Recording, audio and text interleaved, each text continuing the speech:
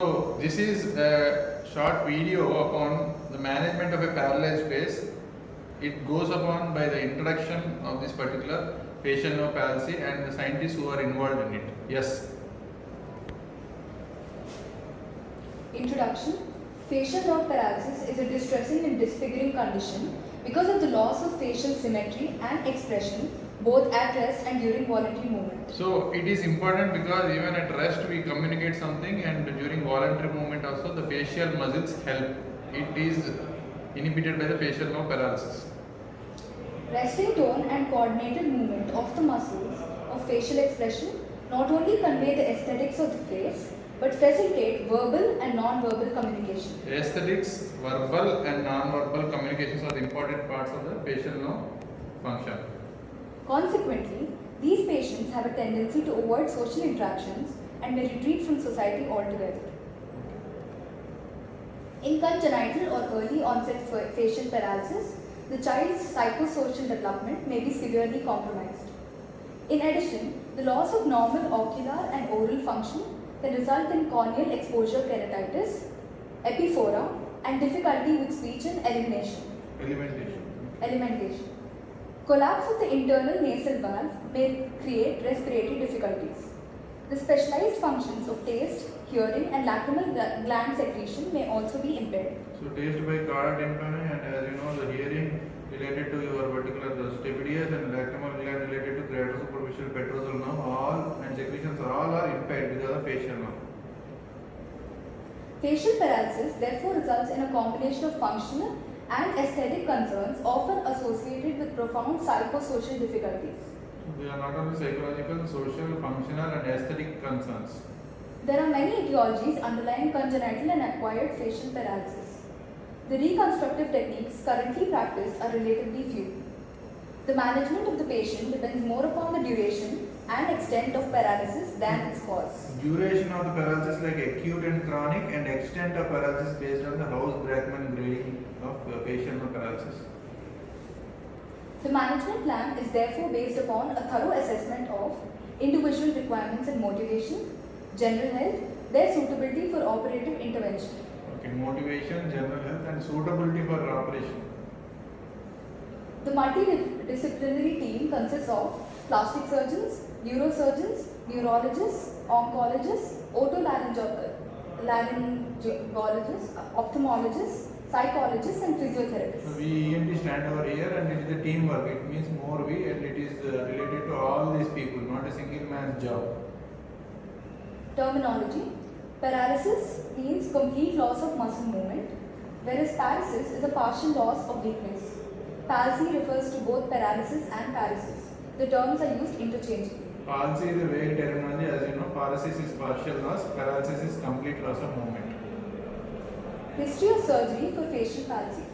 The Scottish surgeon Sir Charles Bell first identified the facial nerve as the motor supply to the muscles of facial expression in 1829. 50 years later, Drobnik performed the first facial nerve repair by coaptation of the facial and spinal accessory nerves. Coaptation meaning you have to put one nerve and other nerve together, and then you are trying to suture. That is coaptation. That is the word that is being used. That is first being used by Drobnik after this Charles Bell. In 1927, Bunnell attempted the first intratemporal repair of the facial nerve. For cases where facial nerve repair was not possible, other reconstructive techniques were sought.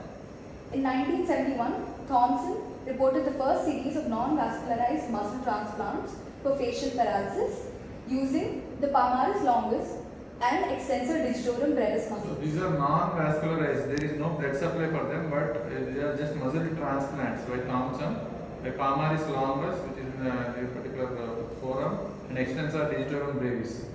He subsequently advocated microneural coaptation to the contralateral facial nerve.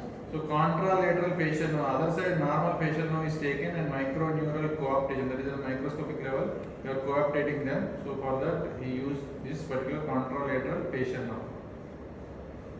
With the development of refined microsurgical technique and equipment in the 1970s, Staramella pioneered the use of cross-facial nerve grafting as a technique for the re-innovation of unilateral facial paralysis heralding the modern era of reanimation surgery. So this CARML, very important, cross facial nerve grafting, opposite side facial nerve grafting, regeneration of unilateral facial paralysis.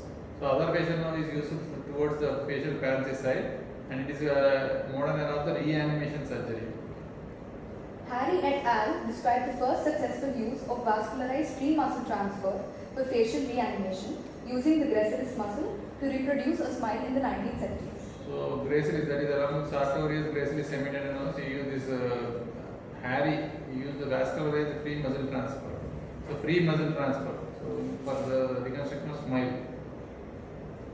Initially, the gracilis transfer was innovated by the motor branch to the temporalis muscle, but later the cross-facial nerve graft was used, allowing more spontaneous rehabilitation.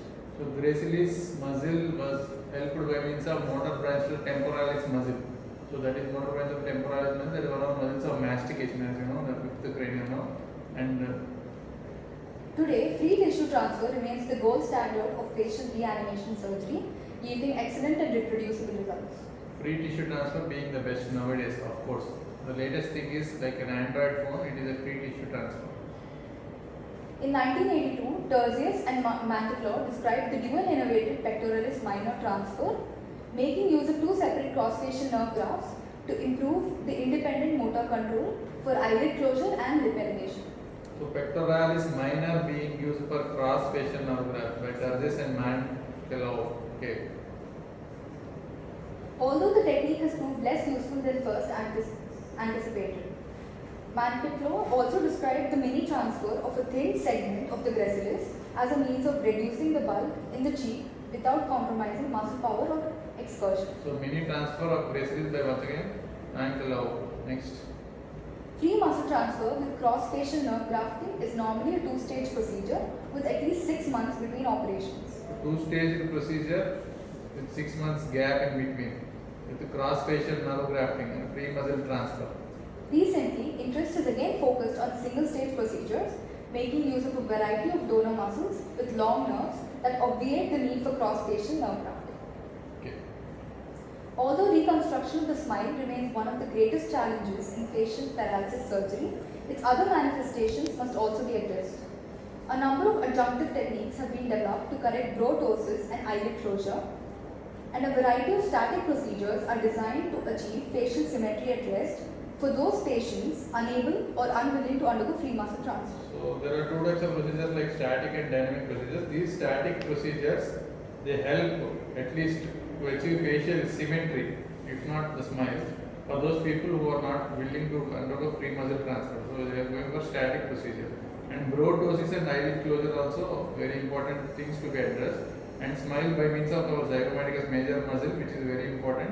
So that is the greatest challenge for facial paralysis plastic surgery. Functions of the facial nerve. Functionally, the most important muscles innervated by the facial nerve are frontalis, orbicularis oris and oculi, zygomaticus major, which is responsible for smile, levator labii superioris, depressor labii inferioris. Because the depressor labii inferior is very important. Next. Paralysis of the frontalis. It occurs in the upper face, results in ptosis of the forehead and brow. It worsens over time with gravity and the loss of skin elasticity associated with aging. Patient may appear to be angry, depressed or unduly serious. The upper visual field may be obstructed and some loss of facial expression is inevitable. This is because of the frontalis muscle that is present in the as the occiput of frontal muscle in the forehead region. So depression here and ptosis also there, obstruction of visual field also there. Loss of facial expression also inevitable. Orbicularis oculi. Impaired contraction prevents normal eyelid closure and may compromise the ability to blink. Globe exposure is further exacerbated by the retraction of the upper eyelid due to the unopposed action of the levator palpebrae muscle. So this overacts and it counteracts the function of orbicularis oculi and the eyelid is exposed outside and then there is some amount of globe exposure here. Elevation of the upper eyelid is due to levator palpebrae superioris (LPS), is a function of the oculomotor nerve, cranial nerve 3, and the sympathetic nervous system, and is therefore preserved in pure facial nerve paralysis. Loss of tone in the lower lid due to paralysis of the orbicularis and the effects of gravity results in ectropion, and loss of contact between the globe and the canalicular system, precluding normal tear drainage. These factors, combined with lacrimal gland dysfunction, result in desiccation of the globe, exposure keratitis and epiphora, as well as an expressionless staring eye. So levator palpebral superior, as already said, by Apollo Moderno, no link with the facial nerve, and it is having link with the sympathetic nervous system also. So wherein therefore preserving pure facial nerve paralysis. So loss of tone in the lower lip and resulting in ectropion, and there is also some disturbance in the globe and the canalicular system, and tear drainage is suffering. So because of which combined lacrimal gland dysfunction and drying of the globe, exposure keratitis being the most important thing which has to be protected in facial palsy, and epiphora, and there is a loosening of tears outside, and expressionless face and staring eyes are all things which are very important. This slide is of most important in this particular lecture. It is important to appreciate that congenital or neonatal facial palsy rarely produces the same severity of ocular symptoms. The eye appears to tolerate exposure relatively well, and the soft tissue elasticity is better. However, as the child grows into adulthood, the same problems may arise. So in a child, neonatal facial palsy, the ocular complaints are not very much. So it is spared, but in the adult, it is manifested. In the mid and lower face, there are other significant functional and aesthetic consequences of facial paralysis. The perioral retractor muscles lift the upper lip, depress the lower lip, and move the oral commissures outward. Orbicularis oris, pursuing a protrusion of the lips and assists with labial speech production. Buccinator controls the food bolus when chewing and prevents food accumulation in the buccal sulcus. Okay, very important. Perioral retractor muscles lifting the upper lip, depress the lower lip, and move the oral commissures outwards. That is like really smiling. Orbicularis oris is pursing and protrusion of the lips and assists the labial speech production. Labial sounds are being produced because of this orbicularis oris. Very important. And buccinator, as you know, it prevents the food accumulation in the buccal sulcus. Control the food bolus. Troublesome symptoms for many patients are poor oral continence, drooling, cheek biting, and poor speech. Collapse of the nasal valve due to loss of cheek muscle tone may cause difficulties with nasal breathing. Loss of these functions has predictable results. So collapse of the nasal valve, as you know, that the nasal muscles related to that, cheek biting, poor speech, okay, and drooling of saliva and poor oral incontinence, all are important. Smile. The inability to produce a spontaneous and symmetrical smile is perhaps the most devastating of all, because patients may be perceived to be emotionally and mentally abnormal on account of their physical appearance. You can give an importance why, because after complete video call, at the end, before putting out the video call, you try to smile. So the whole of the call will be addressed with the last smile. So that is the importance of smile. Okay. Each of these symptoms and signs of facial paralysis may be unilateral or bilateral, partial or complete.